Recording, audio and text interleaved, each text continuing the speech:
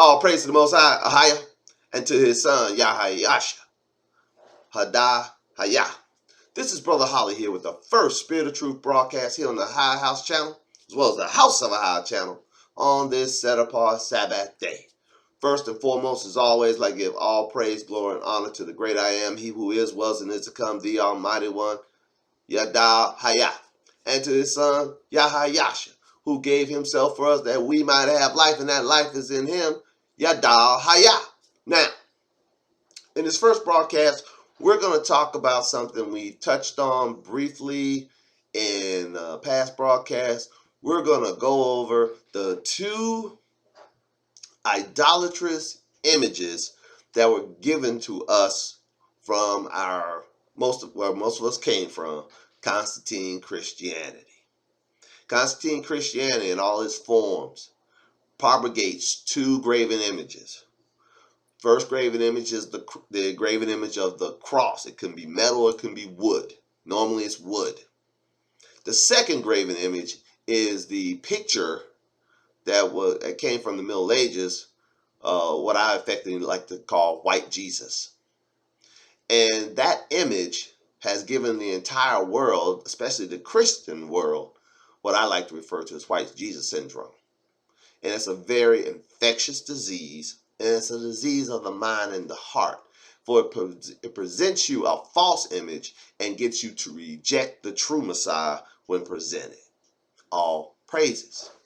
We'll be reading from the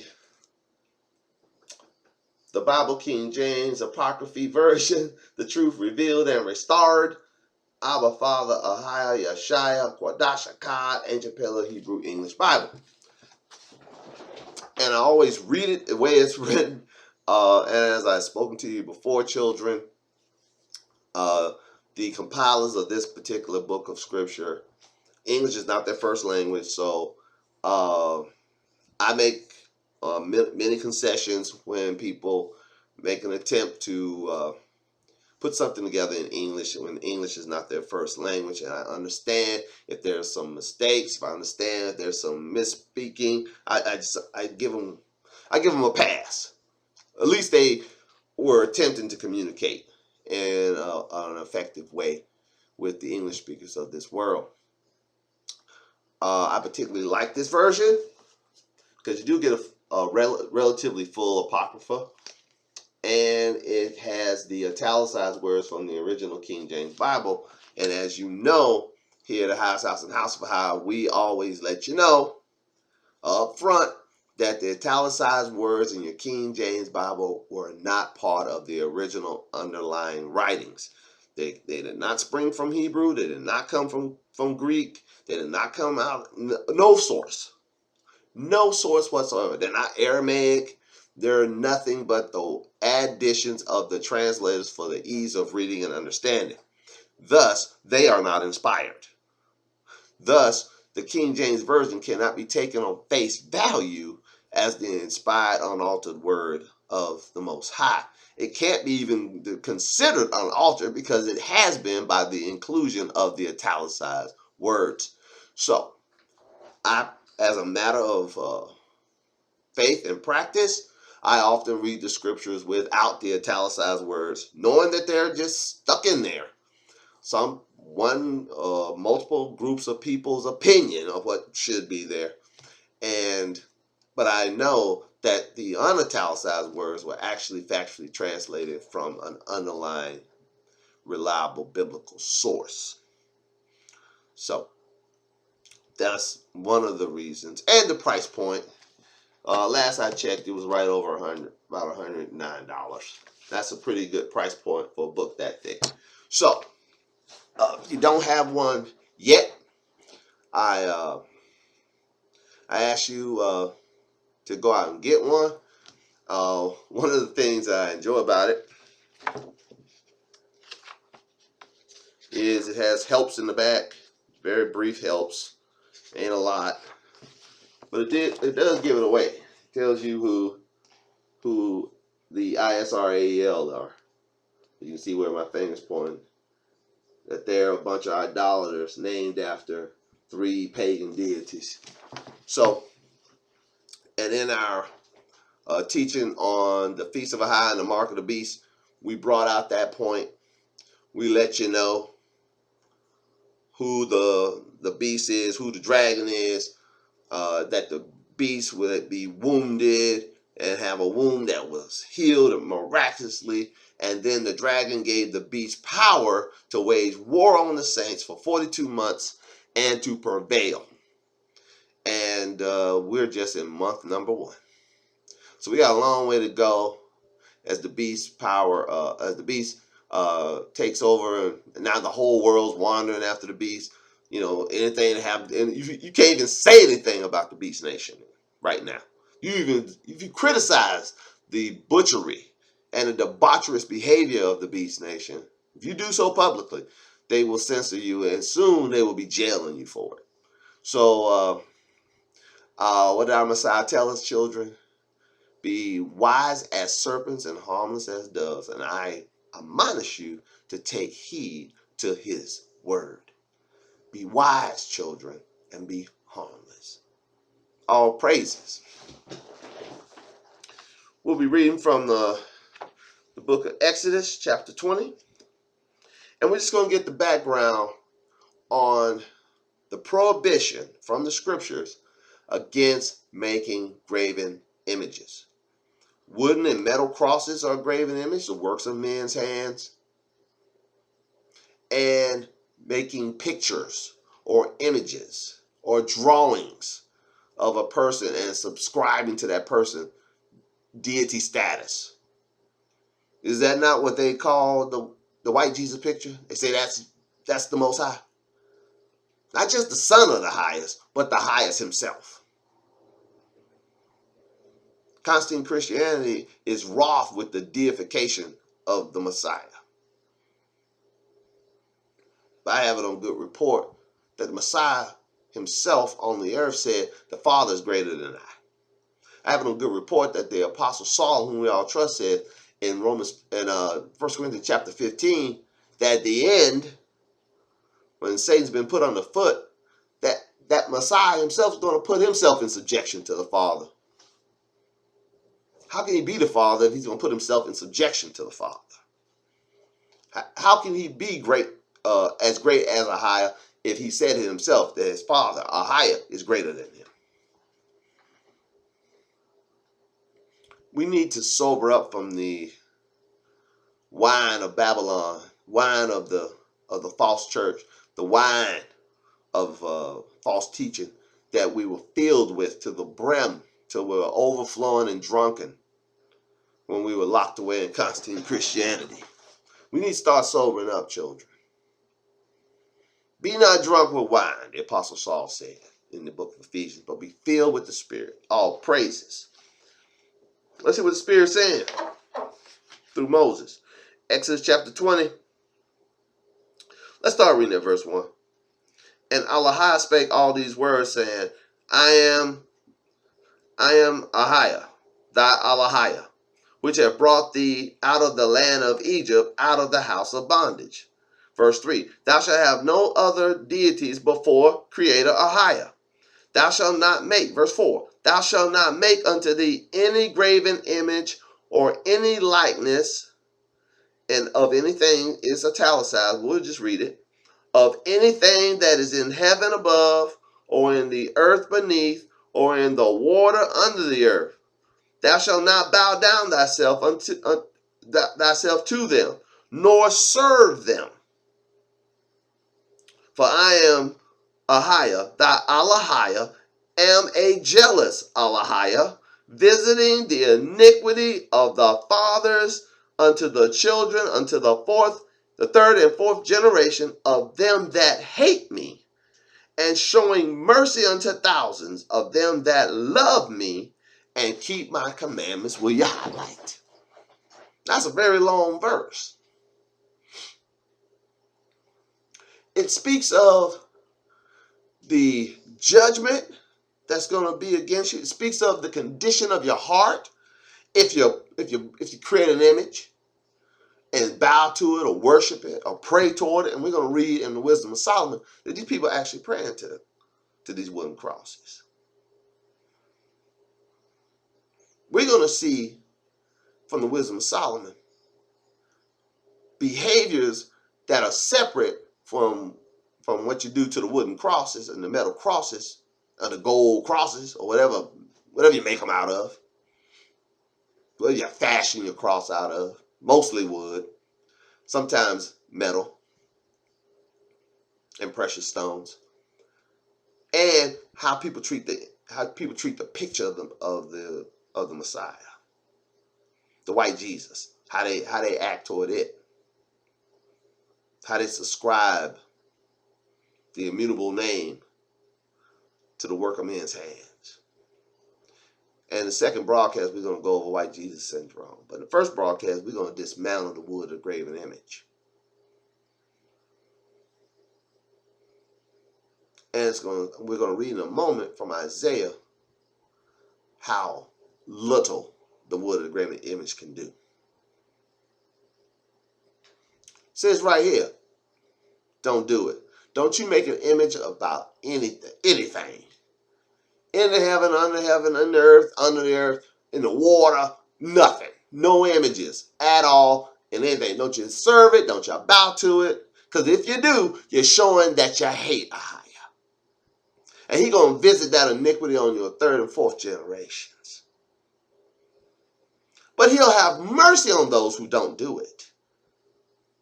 Unto the thousands that won't do it and keep his commandments. They are given mercy. Here, mercy is not unmerited. Mercy is to those who keep the commandments. Mercy is to those who don't bow to the wooden image, don't bow to the crosses, don't bow to the idols that of works of men's hand. So won't do it. Mercy to them. Destruction to those that do, that show their contempt for YAHAYASHA. But you're saying right now, well, Brother Holly, they don't know that they're showing contempt for the Most High. Yeah, they've been blinded by their idol. They've been blinded by their pastor, priest, whatever you want to call them, leader, elder, apostle, some of them, falsely so-called, prophet, whatever you want to call them, saying you ain't got to keep the commandments.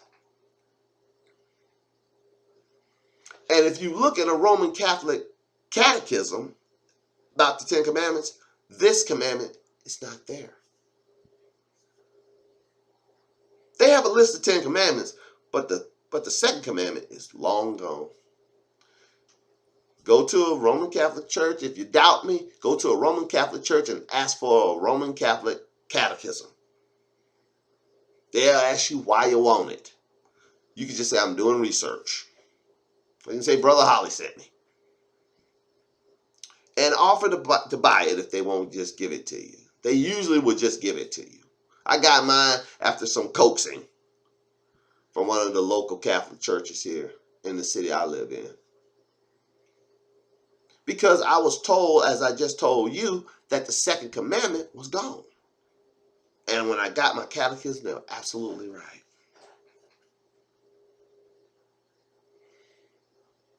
And if YAHAYAHA wills it to be so and his son Terry and I live,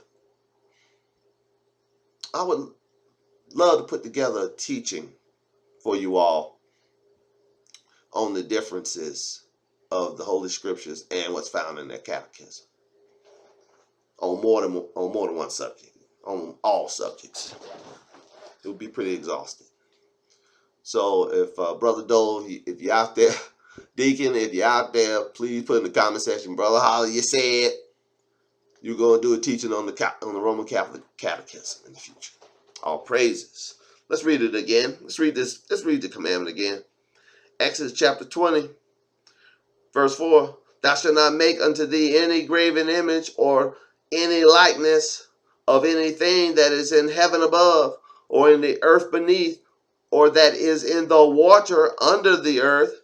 Thou shalt not bow down thyself to them, nor serve them, for I, the eternal YAHAYAHA, thy YAHAYAHA, am a jealous YAHAYAHA, visiting the iniquity of the fathers upon the children unto the third and fourth generation of them that hate me, and showing mercy unto thousands of them that love me and keep my commandments. That should be enough. But let's get a second witness on just how demonic, for lack of a better term, it is to bow to the wood of the graven image. Turn to the book of Isaiah.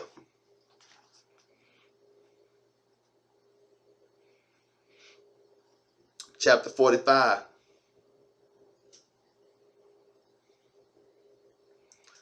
Isaiah 45:19.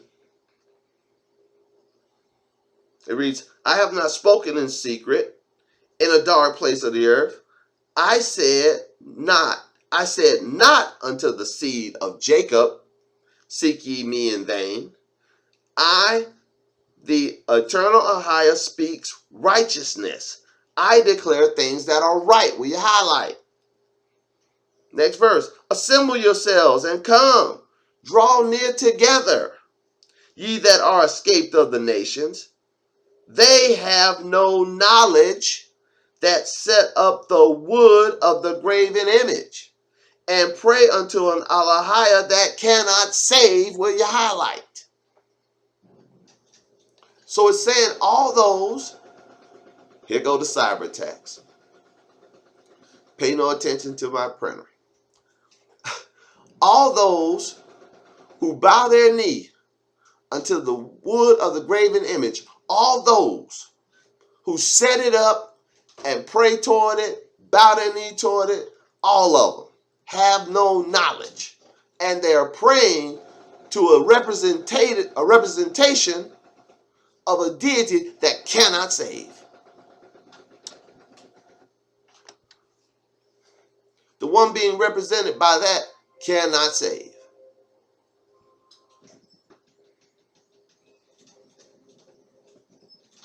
I'll read it again. Isaiah 45:19.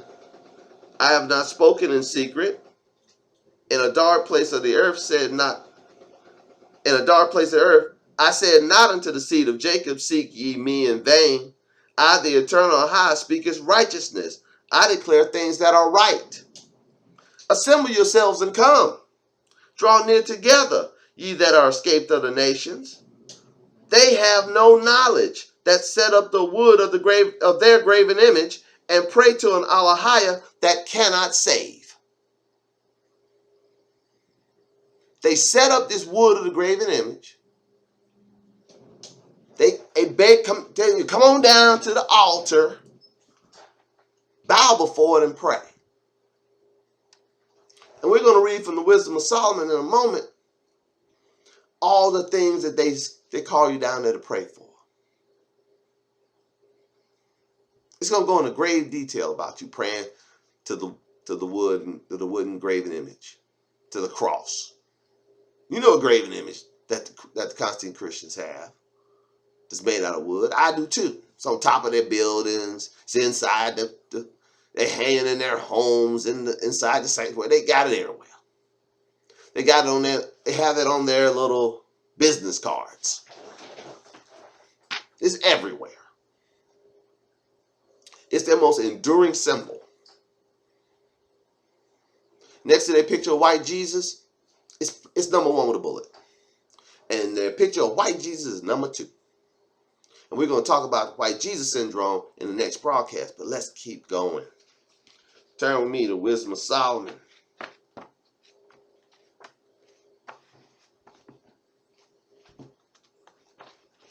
All praise.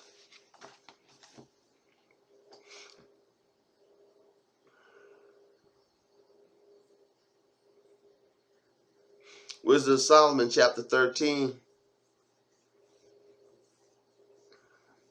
Let's start reading at verse 11. Wisdom of Solomon in your Apocrypha. Chapter 13, let's start reading at verse 11. It says, Now a carpenter that felleth timber, after he hath sawn down a tree meet for the purpose, and taketh off all the bark skillfully round about, hath wrought it handsomely, and made a vessel thereof fit for the service of a man's life. And after spending the refuse of his work to dress his meat, he fills himself.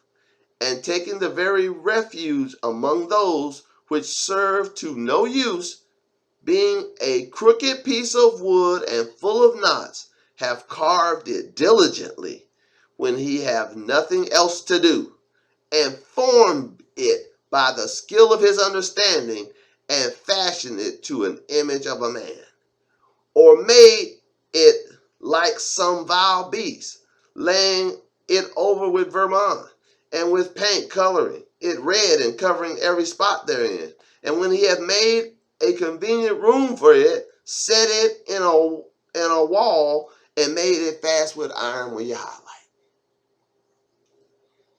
Not only making crosses, but they making carvings of people and of animals.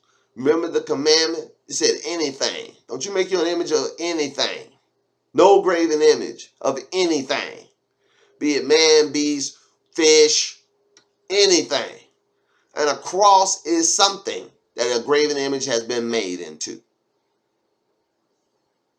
They have taken a misrepresentation from the New Testament and formed it into an image.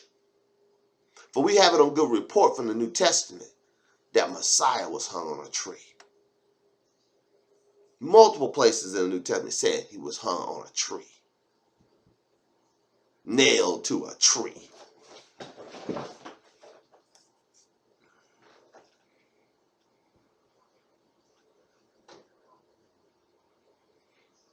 We'll read it again. Wisdom of Solomon chapter 13 verse 15. And when he had made a convenient room for it, set it in a wall. You seen it? I've seen it. They put it up in a prominent place inside their sanctuaries, don't they? They either hang on the wall or put it on a stand. Let's go. And made it fast with iron.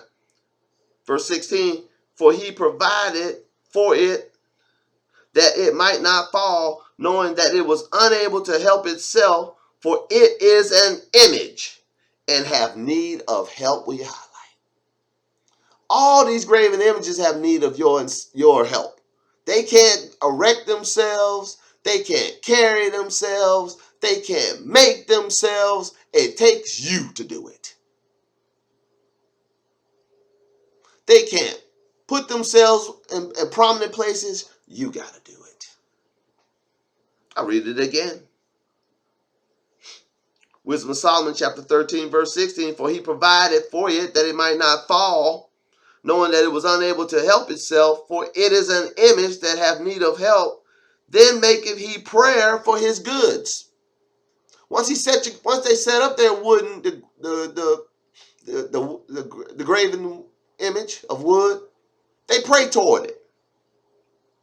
Verse 17. Then maketh he prayer for his goods, for his wife and children, and is not ashamed to speak to that which hath no life. They talk to the cross like it's a person. They pray toward it like they're praying to the Most High, like they're praying to His Son. And the Messiah, when He's on earth, told us not to pray to Him. He said, "Whatsoever you ask the Father in my name, He'll give it you." He said, "Ask me nothing, but whatsoever you ask the Father in my name, I'll give it to you." But I've seen Him break that. I've heard Him praying to the Messiah by that false name, the only name they knew. But here we go, them praying to an image set up. They praying for their wife, for their children, for their goods, and speaking to it like it's a person. Let's read it again. Wisdom of Solomon chapter 13 verse 17. Then maketh he prayer for his goods, for his wife and children, and is not ashamed to speak to that which have no life. For health he calleth upon that which is weak. For life prayeth to that which is dead. For aid humbly beseeching that which hath least means to help. Look, That cross, what you fighting, vampires? That cross ain't going to help you. That cross has no power to help you. You can look to it hang around your neck. Like I said just a moment ago, what are you fighting, vampires?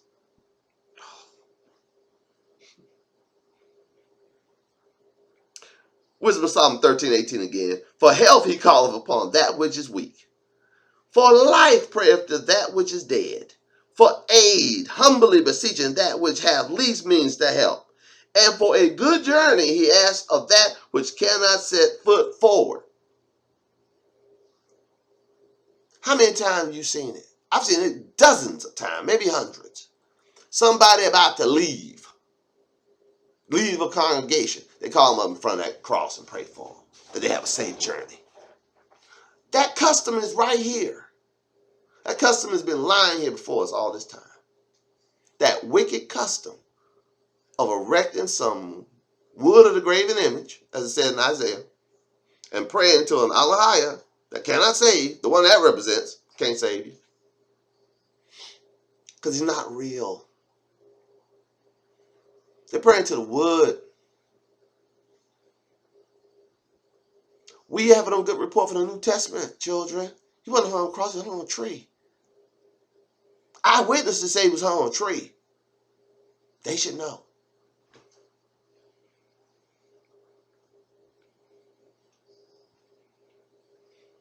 We'll read verse 17 again. Wisdom of Solomon chapter 13, verse 17. Then maketh he prayer for his goods, for his wife and children, and is not ashamed to speak to that which has no life. For health he calleth upon that which is weak, for life prayeth to that which is dead, for aid humbly beseeching that which has least means to help. And for a good journey he asks of that which cannot set foot forward. And for gaining and getting, and for good success of his hands, ask ability to do of him that is most unable to do anything. Will you highlight? You're sitting there praying for more money to this wood, crying out to some wood, crying out to some metal, crying out to some precious metal. Make it out of gold. Put some diamonds on it if you want. And your idolatrous practice is not going to benefit you one iota. Oh, I like to make an aside observation. We're all being told in the media, even the media's on this, we're all being told to pray for the peace of Jerusalem, right? And it says in the Psalm that those who do so, David said in the Psalm that those who do so prosper. I wonder how many Constantine Christians are praying for those heathens over there in the Middle East. People don't even believe in the Messiah. People who call you, Constantine Christians, idolaters for believing in the Messiah, whose own Talmud says that the Messiah is burning in hell for saying he was the son of the highest. Those people, you're praying for the peace of their city, trying to prosper, trying to get a new car, get a new house. How's that working? How's that working? Just thought I'd bring it up. If all you Christians bowing before crosses, how's that working? Praying for health, praying for rain, praying for this, praying for that, to this idol that can't help you. How's that working? You ain't getting nothing, are you? Wisdom of Psalm 13:19 again. And for gaining and getting, and for good success of his hands, ask ability to do of him that is most unable to do anything. Again, one preparing himself to sail, and about to pass through the raging waves, calleth upon a piece of wood, more rotten than the vessel that carried him. Woo! I could have said it better. That wood of the graven image, that wooden cross, more rotten than the people that are going on a boat. I'm from the Gulf Coast, originally from the Gulf Coast part of the southern Gulf Coast of America. And down south where I'm from, down there in the Gulf, they have what they call the blessing of the fleet.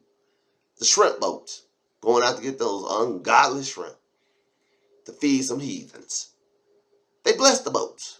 They be out there, casting water on them with their crosses, holding up crosses.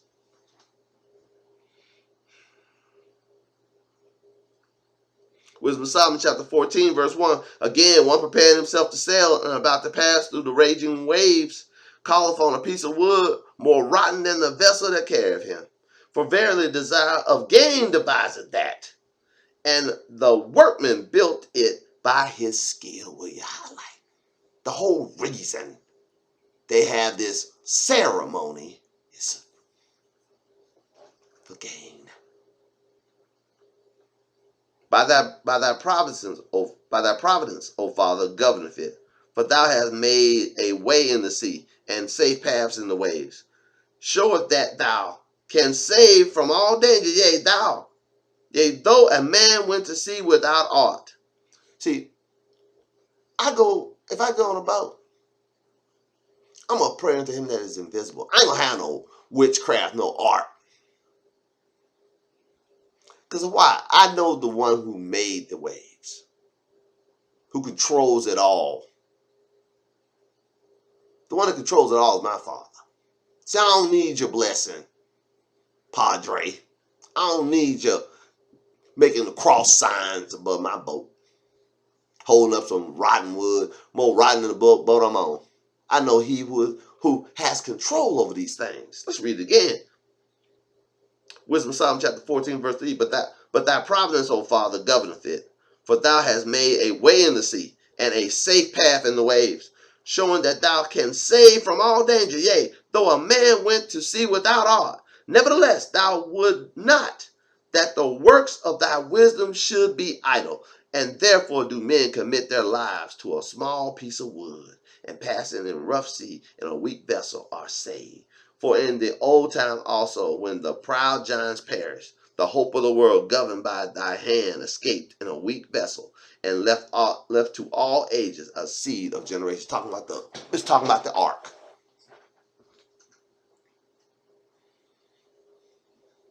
And here's a verse from the Apocrypha speaking to one of the reasons for the flood. It was to get rid of the giants that existed. The Nephilim. Was to get rid of them. To wipe them out. All praises.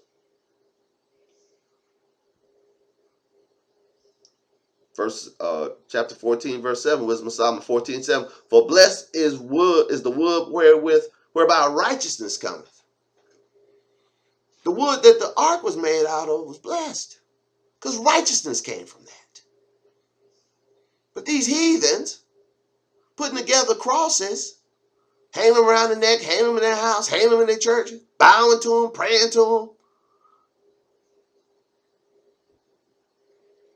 Ain't no righteousness coming from that, because you were told not to erect some graven image. Not to bow yourself to it. We read it. Exodus chapter 20, verses 3 and 4. Wisdom of Solomon 14:7. For blessed is the wood whereby righteousness cometh, but that which is made with hands is cursed. As well it and he that made it, because he made it, and it, because being corruptible, it was called YAHAYASHA. It was called YAHAYASHA.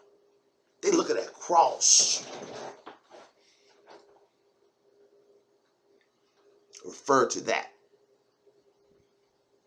They're looking at the cross, kneeling for it, crying out, "Oh, Most High." Yeah. Oh, I've told y'all some heathenistic stuff I done seen, children. I seen some heathens, Christian heathens, on a retreat, take 9-inch nails, about like that, tips dipped in red paint, and they had a wooden cross.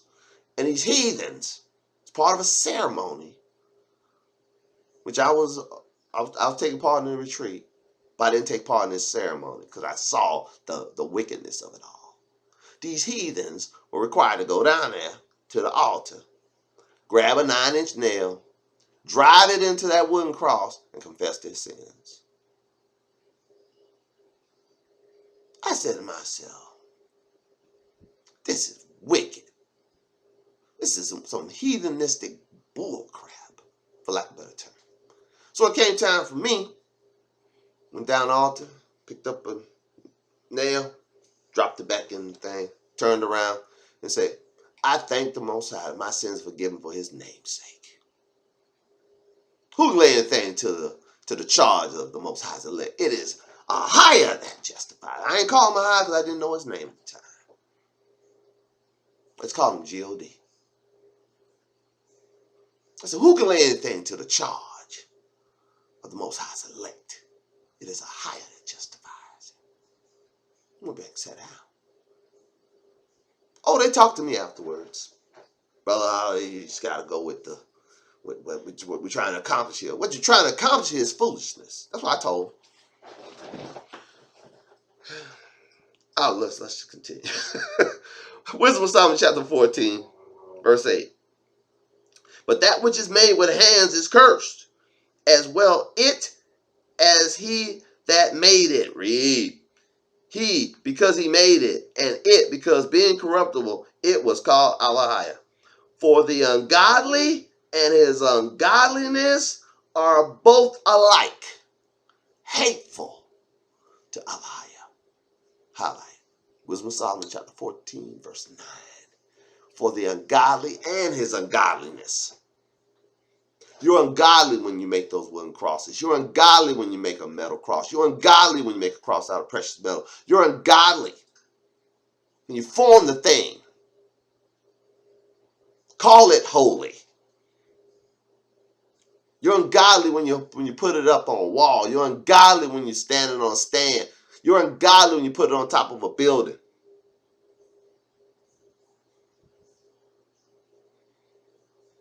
And it's ungodly when you refer to it as the Most High or a representation of him. You're ungodly and it's ungodly, and both of you.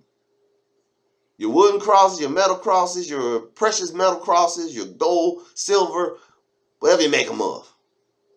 And you, the maker and worshiper of such things, are ungodly and hateful unto our Most High power. All praise to the Most High, YAHAYASHA, and to his son, YAHAYASHA. Hadah, Hayah.